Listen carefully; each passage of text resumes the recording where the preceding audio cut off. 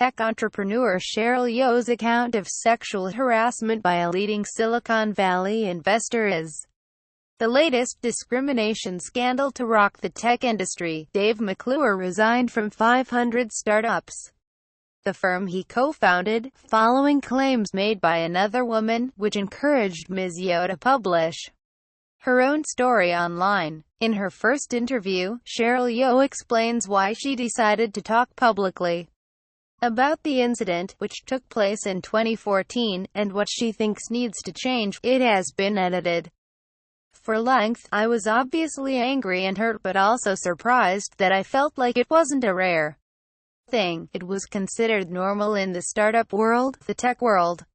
Now I realize that's not okay. And that's part of the problem.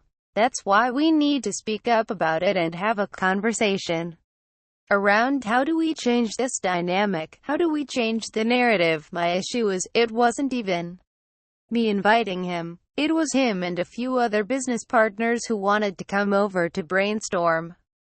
And in the startup world, it's not uncommon to have after business hours brainstorm sessions. A lot. Deals are made after office hours. It's definitely not uncommon at all. What I was shocked about was how bold he was to message me after that, and prior to that, he had asked me to come to his hotel room through text. It's shocking how bold they are, that they wouldn't be afraid of consequences. Oh, yeah? It takes one person coming out about sexual harassment or discrimination. That was a few years ago with LNPAO's case, and with a recent Susan Fowler story about sexual discrimination at Uber, and then a few other stories around binary capital. More and more women have the courage to speak up about it, because it was for the longest time a very controversial topic, so more people are aware of it, and because of it more transparent policies are being created to address it, so offenders are hopefully going to think twice before they do it again. I had just moved to Malaysia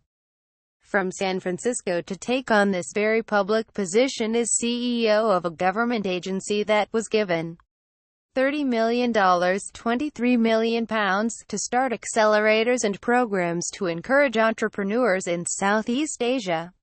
So, Dave McClure had visited Malaysia to work with me to start an accelerator in Malaysia for Southeast Asia. After our board meeting, he and some business partners came to my apartment to brainstorm ideas for the program. They bought alcohol over, they brought whiskey, and he kept pouring whiskey into my glass before it was empty, and that felt a little weird. And then hours later, everyone decided to leave and order their caps, but he didn't seem to want to. When I asked him, like, Dave, are you leaving? He said, no. So I said, do you want to crash here?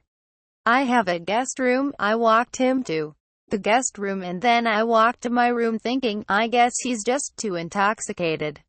And then he came into my room and wanted to sleep with me, and I told him, no, I have a boyfriend. What are you doing? Do you want to leave? I showed him the way out, and on the way out, he backed me up against the wall and moved forward to kiss me. That was when it was overboard.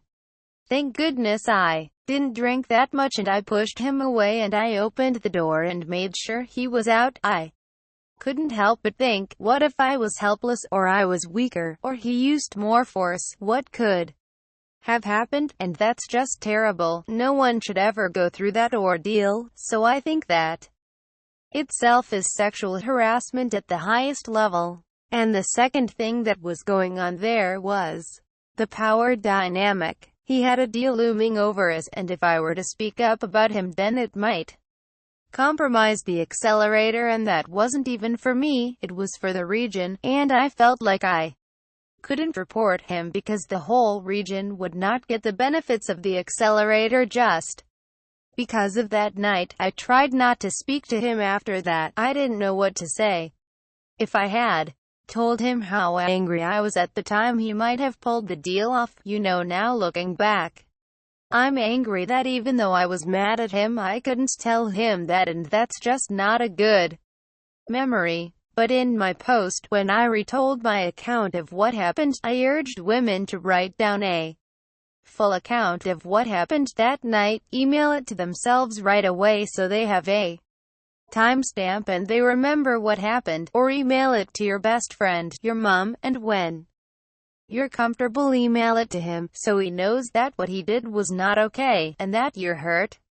I think that helps with getting closure, and it also makes them realize that you're not okay with it. I didn't send him my entire post, I sent him a summary of what happened that night, that he pushed me. I said no multiple times. I told him I was hurt and his previous apology was not sufficient. And he wrote back and told me that he acknowledged it and he's ashamed of it and he's sorry and that he can't deny any of it. The BBC has seen this message. As he was leaving my apartment, he messaged me around 4 o'clock, and then half an hour after he left, he messaged another female entrepreneur in tech and propositioned her. She sent me proof of that, and I saw it and I was shocked. The BBC has also seen screenshots.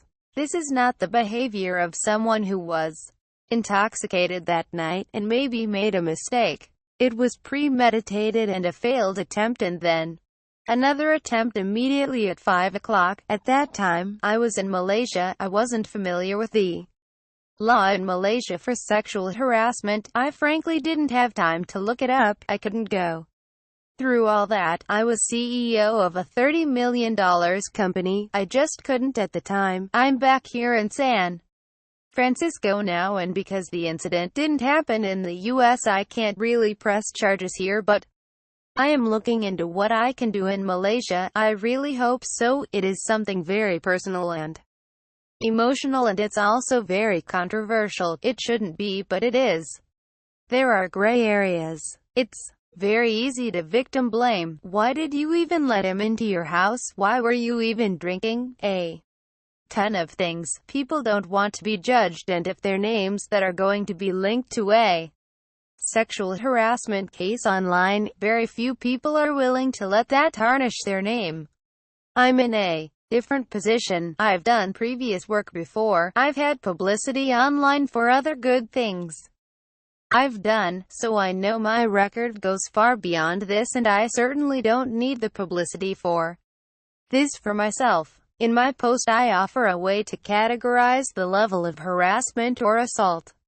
So an inappropriate comment should have a very different consequence to an unwanted physical sexual advance, and I think if there are different categories, it will make people more comfortable reporting them. Note, because the accusation at the time was that he had texted an entrepreneur who was seeking a job from him, and the text goes, "I'm not sure whether to hire you or hit on you."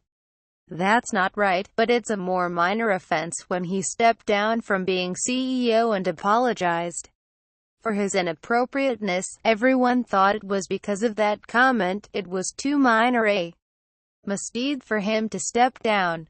He had a ton of supporters coming out to say, "Oh my gosh, you don't deserve this, you were just being a man, what's wrong with this?" And that was the problem.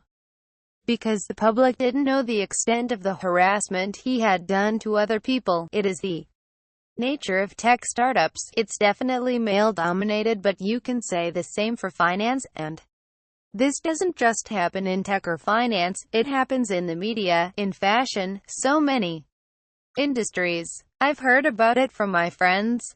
But why it seems like it's only in the tech world is that we are more vocal as entrepreneurs, and we are more social, and we have a more transparent company culture. People are more willing to speak up, and there are more platforms and support groups for us to do such a thing. So, I think awareness is just more heightened in the tech world. But it happens everywhere. Dave McClure has been contacted by the BBC for comment.